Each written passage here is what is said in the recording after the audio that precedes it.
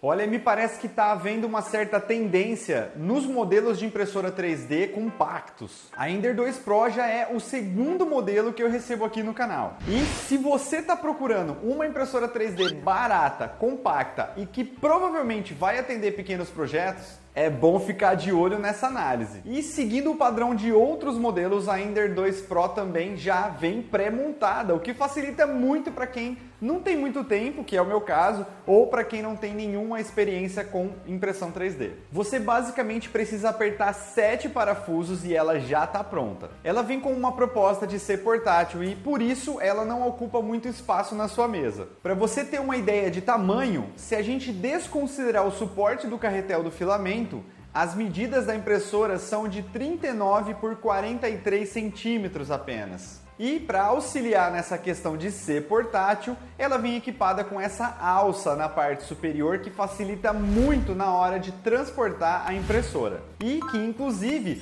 você pode alterar e personalizar com a cor que você preferir. No próprio cartão de memória dela já vem um arquivo fatiado com essa alça. Pelo fato dela ser pequena, a gente não pode dizer que ela tem uma área de impressão que impressiona. Mas ainda assim você vai conseguir fazer coisas muito legais com ela, como eu vou te mostrar daqui a pouquinho. Ela tem um volume total de impressão de 16,5 centímetros nos eixos X e Y e 18 centímetros no eixo Z. Uma coisa que me chamou a atenção e eu gostei muito nessa impressora 3D foi o Hot End. Ele vem com um bico padrão de mercado medindo 0,4 milímetros. Um ponto negativo, na minha opinião, é que ela ainda vem com uma extrusora de plástico. Hoje em dia, as extrusoras de metal estão tão baratas que eu acho uma pena esse modelo ainda vir com uma de plástico. Então, provavelmente um dos primeiros upgrades que você vai ter que fazer é trocar a extrusora por uma de metal. E eu preciso ressaltar também um ponto positivo em relação à estrutura dessa impressora. Eu sempre fico meio receoso quando eu vejo esse tipo de estrutura,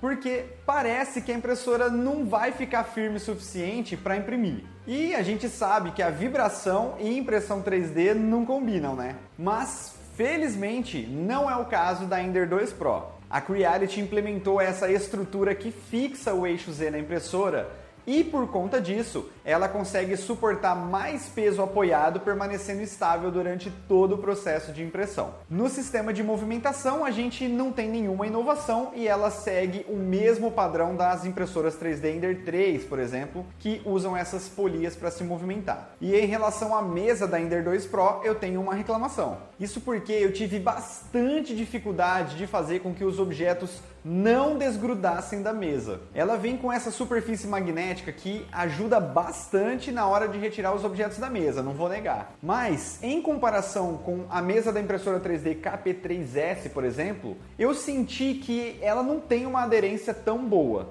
E, por conta disso, eu acabei perdendo várias e várias peças durante a impressão, porque elas simplesmente acabavam descolando da mesa. Felizmente, isso é simples de resolver, né? Basta que você troque essa superfície por alguma outra melhor, ou até mesmo por um pedaço de vidro ou espelho. E só lembrando que essa foi a minha experiência com a mesa dessa impressora, beleza? Se por um acaso você tem essa impressora, me conta aí qual que foi a sua experiência, combinado? E em relação aos filamentos, como de costume, eu testei os 4 principais filamentos que você encontra no mercado. E aqui vai um destaque para a qualidade de impressão que eu consegui nessa impressora 3D. Isso me deixou muito feliz porque eu não tive dificuldade nenhuma para chegar nessa qualidade. Aqui tem alguns exemplos de impressões que eu fiz com o filamento PLA. E eu testei também o filamento PETG para fazer esse urso. E olha essa qualidade, como ficou incrível. E eu preciso dar um destaque também para as impressões que eu fiz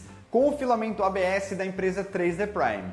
Dá uma olhada na qualidade dessa impressão e me conta aí nos comentários o que você achou, combinado? Mas eu tenho uma outra reclamação. É o fato da mesa dela não conseguir passar acima dos 80 graus. Para quem não sabe, o filamento ABS precisa de uma temperatura em torno de 110 graus na mesa para ajudar na aderência. Então, não foi tão fácil imprimir com um ABS nessa impressora, apesar de ser possível. E por último, mas não menos importante, eu também testei o filamento flexível, que ficou com uma qualidade surreal, né? E olha só, todos esses filamentos você encontra na empresa 3D Prime. Se você ainda não conhece a empresa 3D Prime, já acessa aí o site deles para você conhecer, porque lá você só vai encontrar produtos de excelente qualidade e ótimos preços, hein? Ó, fica a dica. Um ponto que você precisa prestar atenção nessa impressora 3D, principalmente quando você for adicionar ela no seu fatiador favorito,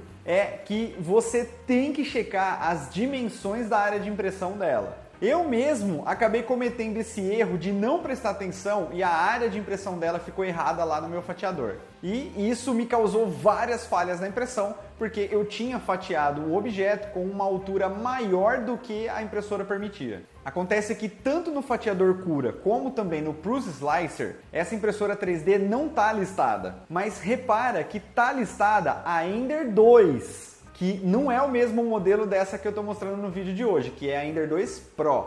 E apesar desse perfil funcionar, você precisa diminuir a área de impressão de 20 para 18 centímetros. Aí depois que eu fiz isso, os meus problemas acabaram. Uma coisa que eu tenho que elogiar na Ender 2 Pro é o visual. Eu gostei muito do visual compacto dela, e o fato dela manter toda a eletrônica escondida, inclusive a fonte, isso me agradou muito. Um outro diferencial e que eu acho indispensável hoje em dia são esses botões de ajuste de tensão da correia. Com o tempo, é normal que as correias que são responsáveis pela movimentação da impressora fiquem frouxas. E isso, consequentemente, vai afetar a qualidade das suas impressões 3D. E, no caso da Ender 2 Pro, basta girar um pouco os botões para fazer com que as correias fiquem tensionadas novamente. Uma coisa que não influencia em absolutamente nada na impressora, mas que é legal ter pela questão da organização, é essa pequena gaveta que ela tem na parte lateral. Dá para deixar tudo organizado e guardado ali dentro. Na parte da frente da impressora é possível ver duas entradas.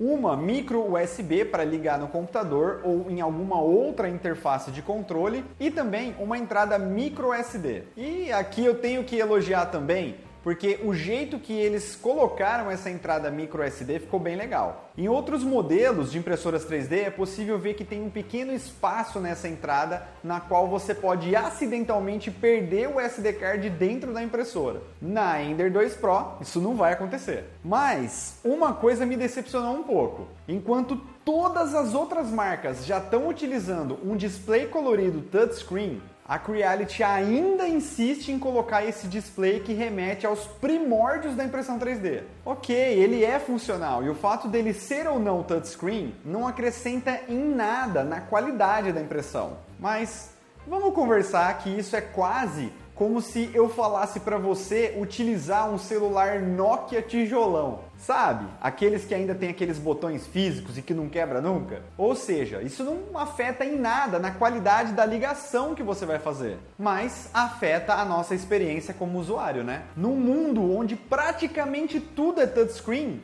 não dá mais para aceitar esse tipo de LCD retrógrado. Mas, ok, né? Vamos lá. Um ponto positivo desse LCD é que ele permite algumas configurações mais avançadas, como, por exemplo, a alteração de passos do motor, a alteração na aceleração dos movimentos e até mesmo permite que você desligue a função de retomar a impressão em caso de queda de energia. E você pode até pensar, ai nossa, mas por que raios eu iria querer desligar essa função se ela foi feita para me ajudar? Acontece que, em alguns casos, essa função pode causar um impacto negativo nas suas impressões 3D. Isso porque, para que ela consiga retomar a impressão mesmo após uma queda de energia, ela tem que ficar gravando a posição em que o hot end se encontra. E esse processo de gravar leva um tempo. Então, em determinadas impressões, você vai perceber que o bico da impressora para por um segundo para gravar essa informação. Isso, consequentemente, deixa o filamento escorrendo naquela região